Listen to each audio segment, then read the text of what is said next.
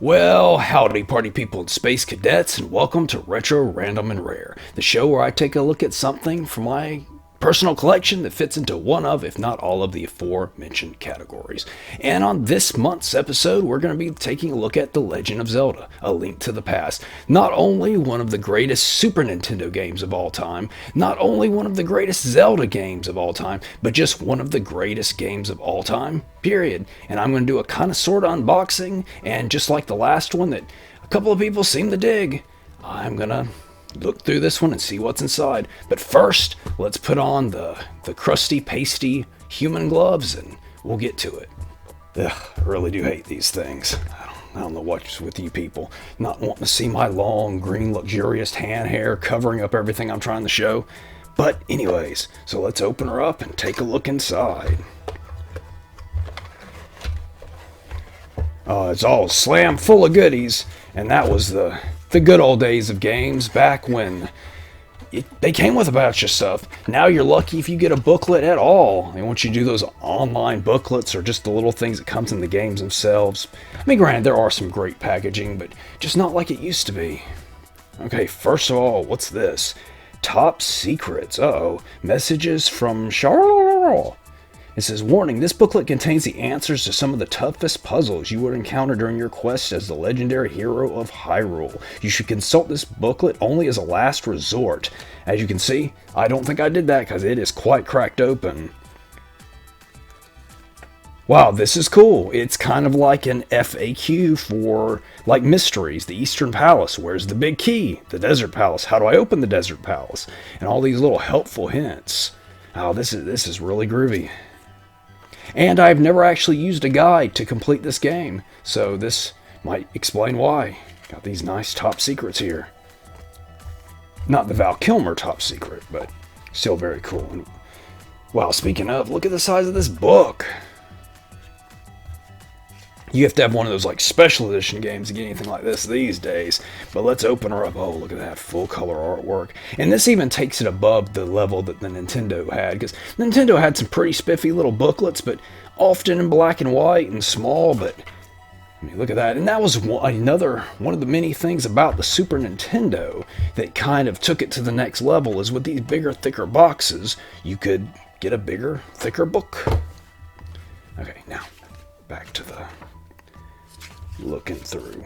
Oh wow, look at this. I mean, deep history is the word that some people use in this case, but I use history.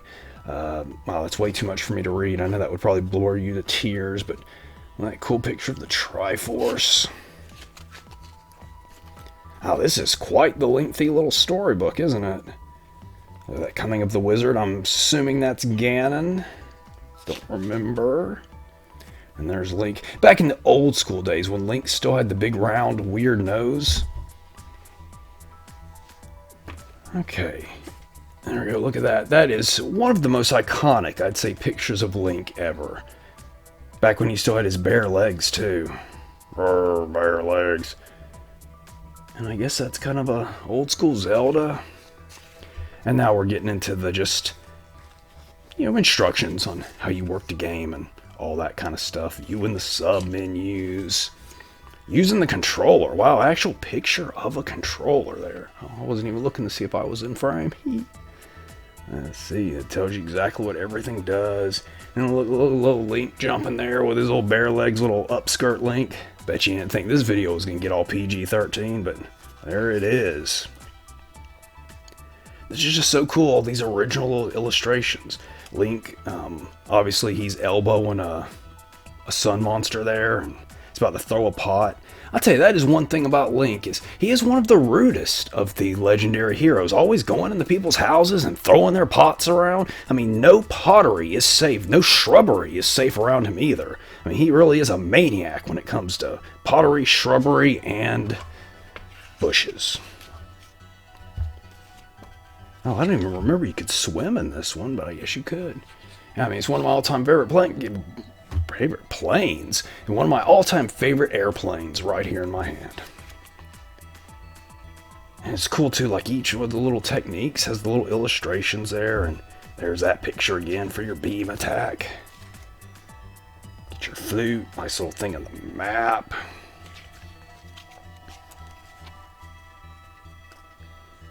That's pretty spiffy too, a little just close up of the map screen. Oh, this is a very detailed book. And I like the little illustrations. You got your shield, of course, your sword, your armor, no pants though. No pants for Link. The Pegasus shoes, which this was the first appearance of the Pegasus shoes, if I am not mistaken. The Power Glove. Wait a second. That's not the Power Glove. Zora's flippers, I guess, allowed you to swim. And the Moon Pearl. What did the Moon Pearl do? People who enter the Dark World are transformed into a shape that reflects what is in their hearts. Oh, yeah. And I won't tell you in case you haven't played this 30-year-old game. This is Link sleeping by a tree, because that's what he do. Oh, look at that little fairy. Let's see, can we get closer up with that? Yeah, I never know how this stuff is going to translate once it's actually on the TV screen or computer screen or device screen, wherever it is that you watch wonderful content like this. Like, subscribe, and comment. Magical restoring power.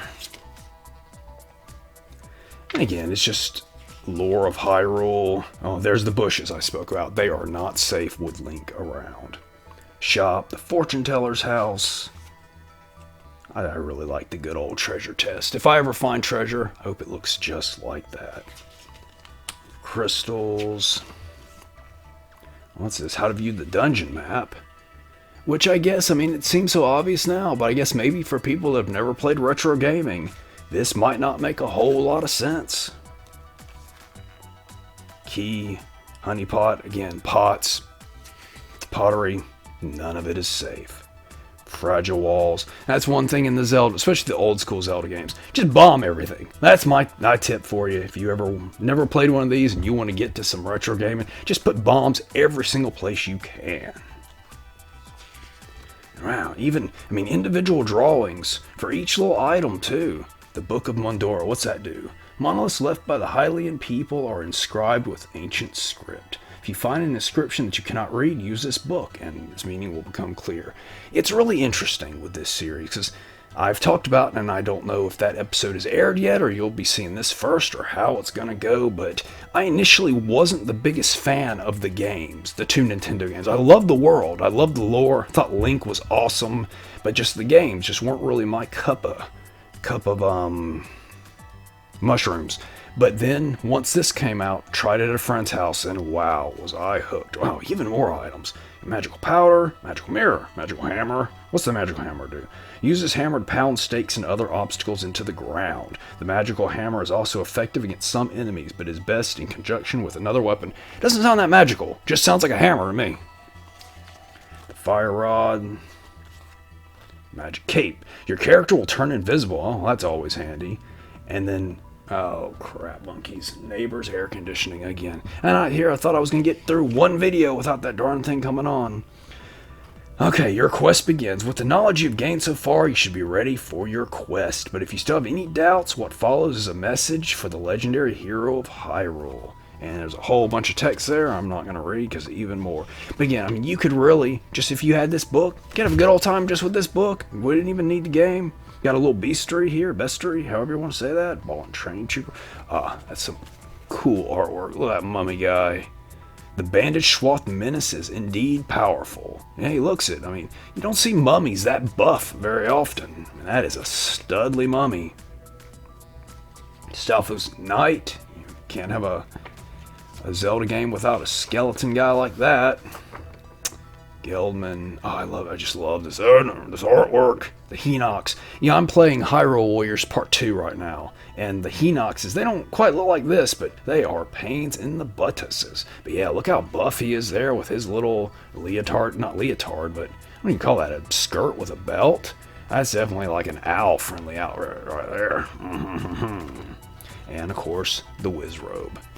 Now okay, we've done that. Now, one of the coolest things, and something I have held on to, clearly I've held on to all this time, but just I've used this so many times, is it actually came, you can't really see a whole lot of that, actually came with a huge real map you could look at for the game, and it came in very handy and is very cool. Got some little detail-y things here on the sides talking about what's here. Let's see if I can zoom out a little bit for you fine people. Oh, that's zooming in. Oh, zooming in some more. See, I can barely use these creepy, crusty silicone hand gloves. Yeah, sorry, this is as good as it gets. I mean, but you knew what you were getting. You knew what to expect when you came to this channel. So, but the front side is the overworld map, and then when we flip it, it is the dungeon map. And holy crap, this video is already at 11 minutes at this point. That is way too long for something like this. How boring. Anyway, that's that. That was a link to the past and all the goodies inside. Please like, comment, subscribe, and may your pants always be filled with marshmallows, but not pottery or shrubs, or Link is gonna get you.